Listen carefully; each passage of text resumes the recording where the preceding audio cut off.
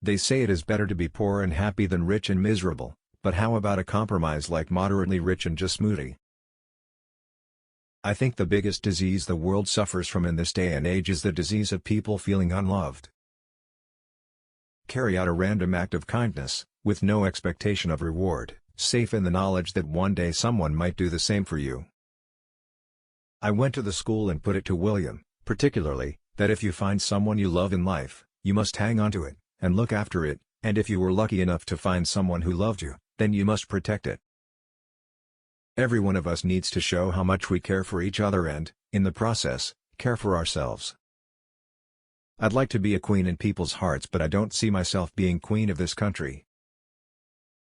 HIV does not make people dangerous to know, so you can shake their hands and give them a hug. Heaven knows they need it. I knew that something profound was coming my way and I was just treading water, waiting for it. I didn't know what it was. I didn't know where it was. It didn't know if it was coming next year or next month. But he knew I was different from my friend sign where I was going. I wanted to walk into a room, be it a hospice for the dying or a hospital for sick children, and feel that I am needed. I wanted to do, not just to be. If you find someone you love in your life, then hang on to that love. The biggest disease today is the feeling of being unwanted. People need to be loved. Without love, people die. Princess Diana. Everyone needs to be valued. Everyone has the potential to give something back. I am a free spirit. Some don't like that, but that's who I am. Matters had seemed to reach their nadir upon publication of David Dimbleby's biography of Prince Charles, in which the Queen was presented as cold.